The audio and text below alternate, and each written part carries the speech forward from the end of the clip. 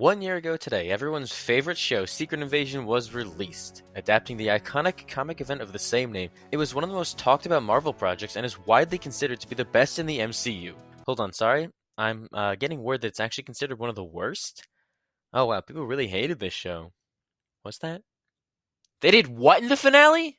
Yeah, so Secret Invasion was a baffling show to say the least. They announced a star-studded cast with the likes of Sam Jackson, Ben Mendelsohn, Kingsley Ben-Adir, Olivia Colman. They even got the Emilia Clarke for this series. It seemed like it was going to be the defining show for the MCU as they took this beloved story and brought it to life through the lens of an espionage spy thriller. For all intents and purposes, this should have been a hit. The anticipation was high, met with some really cool viral marketing to get people pumped for this. A grounded series filled with shapeshifter paranoia as Nick Fury's out of his element for once and fighting an invisible enemy, that sounds great, right? What could possibly go wrong? Well, a lot apparently. But here's the thing. My hot take is that the first 4 episodes were pretty good, honestly. There were some bad things like killing off Maria Hill and basically just moving on from it, but I enjoyed what was happening. Then episode 5 came along and felt pretty pointless as nothing too important happened, and was then followed up by the finale, which is the single worst thing Marvel Studios has ever produced. And this is coming from a self-admitted MCU shill. That last episode was a disaster. But this video isn't about the plot and why that didn't work. We already know what went wrong there. If you're like me, you're probably wondering what happened behind the scenes that led to what we saw on screen, and that is what this video is about. And let me tell you, it is a fascinating tale of studio infighting and clashing visions, resulting in the most chaotic production in Marvel Studios history, and that says a lot given what Blade is going through right now. Truthfully, our first major clue that this series was going to be a mess should have been that abomination of an AI intro. Now, to set the record straight, the intro isn't unethical because the team behind it trained the AI in concept art specifically designed for the series, and no artists lost their jobs. It wasn't a cost-cutting measure, and everyone involved got paid, but unfortunately, they missed the most important part of making an intro. It's still ugly as shit. I feel sick looking at it every time because how unnatural and upsetting it is to see, and that is not how you want to start every episode of your show. I've never pressed skip intros so fast in my life. Even thematically it doesn't really make sense. The scrolls make perfect copies, not this revulsive AI quote-unquote art. It really feels like a shallow concept that they didn't think through all the way and just ran with it. My point here is that this intro set the tone for the entire series and left a bad taste in a lot of people's mouths, myself included. But when peeling back the curtain to see what was going on, it's obvious to see that that intro was the least of their problems. Let's take things all the way back to the beginning to when the series was first announced back in 2020, one of the most normal years of all time.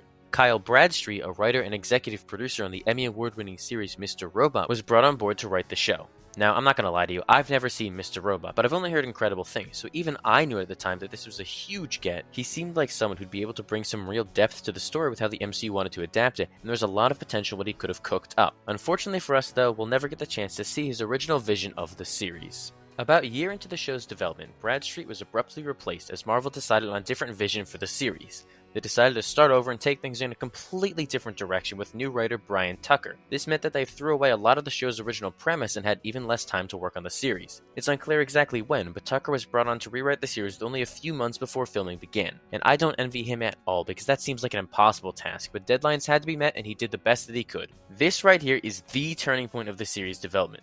The original vision is disregarded and too many cooks begin to enter the kitchen. If I had a working time machine, I'd go back right here and prevent him from ever being fired. Who knows what we could have gotten if executives weren't micromanaging the series to shreds. Overall, Tucker was the co-writer for episodes 1, 3, 5, and 6, along with being the sole writer for episodes 2 and 4. This means that Marvel weren't having him make small changes to Bradstreet's script, but completely restarting work on them, only carrying over a few ideas. Alongside Tucker was Thomas Bezucha, I'm so sorry for that pronunciation, and Ali Salim, who were both signed on to direct the series and help crack the new story. Another blow to the show was struck when Thomas had to back out of the series during pre-production, leaving just one director to handle all the work. At this point in development, we've already had a writer and director exit the project, leaving less people to do more work in such a little time. I don't know about you, but me personally, I could barely send an email under pressure. I can't imagine how stressful it was for them to do all this heavy lifting with filming soon approaching and Disney unwavering on the release date. They were in a race against time, but things would only get worse in the coming months as filming began. The series began principal photography in September of 2021 and completely wrapped production in April of 2022. Things honestly seemed pretty good for those couple of months shooting. It ran for the standard amount of time, they managed to get the entire series shot, and then have over a year to work on it in post-production. It was as smooth as a big budget series like this could be given the circumstances. I know, right? It's crazy that there was actually a time where things were working behind the scenes. But perhaps that was a little too good to be true, as over the summer things took a hard turn into chaos. Right here is the moment when Secret Invasion's production became irreversibly messy. In the summer of 2022, during post-production, things fell off hard at Marvel Studios. We don't know too many specifics, but it soon became weeks of influential creatives not getting along. Different visions for what the series was supposed to be started clashing, and neither side was willing to budge on it. Since we have no clue who it was, let's just make up some garbage executive that was causing problems. We'll call him Bob Iger or something. Factions were vying for control as creatives were split on what to do, some real Lord of the Flies stuff. This all came to a head when it was time to undergo reshoots for the series. Now, despite the bad rep they get, reshoots aren't necessarily a bad thing. Every movie undergoes them to get shots they didn't realize they needed or additional photography to help clear things up, but these weren't that kind of reshoots. I'm talking crisis mode trying to fix the entire series type reshoots. They started shooting again from June to September, wrapping filming over a year after they started the previous time. That's 4 whole months of additional photography, which is a lot. Let me just put that into perspective for you. Moon Knight's entire shoot lasted 6 months and only underwent 4 days of reshoots. Ms. Marvel also shot for 6 months and had 4 weeks of reshoots. Then Secret Invasion had to come one-up them somehow with 4 months of reshoots. They basically shot an entirely new show in that time, which is objectively crazy. The specifics of what was changed, added, and removed in this round of reshoots are still unknown to this day. It's never been made clear what the original pitch was and what they went out of their way to change, so we just have to kind of guess. But what we do know is that 2 characters were entirely cut out of the series. Actors Carmen Ejogo and Noelle Fisher were announced as part of the cast, but mysteriously never appeared in the final product. The reshoots were drastic to say the least, but the worst part of it was the time constraint. They were rapidly falling behind the schedule, and at the rate they were going, they could have lost some of their actors due to other commitments. On top of all that, the budget had ballooned all the way out to $211 million, which is pretty insane for what was meant to be a grounded spy thriller. To put that into perspective, Captain America the First Avenger only cost $140 million to make. There is no reason that Secret Invasion should have cost $71 million more than that. It was this pivotal time period that led to the most tumultuous and critical period for the show's production, as by September, the majority of the team working on the series had been replaced. I genuinely feel bad for everyone involved because they were trying their best under terrible circumstances. Changes being made on the fly by factions with distinct creative ideas, it was inevitable that things wouldn't work out.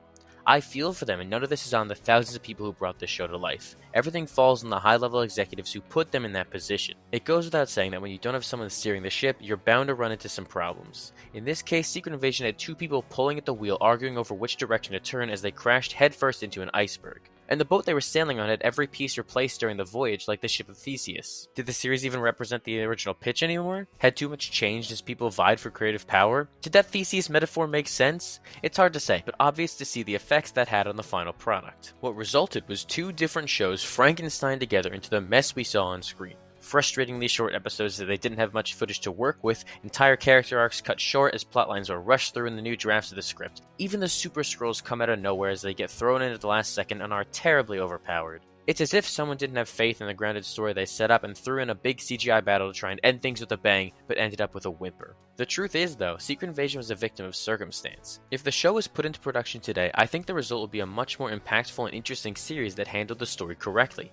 But unfortunately, it came out at a time where Marvel Studios was overwhelmed with so many projects that one was bound to get neglected. Secret Invasion was the culmination of dozens of little problems at the studio, all funneled into one series that exploded behind the scenes. Disney had been forcing Marvel to make as many series as possible to boost their streaming numbers without any regard for quality. Release dates had to be met and were also constantly shifting due to the pandemic, so people had no clue how much time they really had to work on it. But however much they got, it would never be enough to put the care they wanted into it. Secret Invasion simply got caught in the crossfire of mandates and was the victim of time itself. Perhaps if they were able to cook, the show would have been at least a little better. Then there's also the fact that Marvel Studios didn't really know how to make TV. They approached the majority of their series as one long movie for the most part and marketed everything as a 6-episode event. Not only do I never want to see that tagline for a project again, but it did a disservice to shows like Secret Invasion as they were restrained from the start on how much they could show with the episode count. Worst of all, though, is that each series didn't even have a showrunner, aka the one defining creative vision leading the way. It immediately made things easier for executives to meddle with and for these creative visions to fall astray as shows were being shot without finished scripts and rewrites were being done on the fly. There were so many different symptoms at play from the way the studio was running things at the time.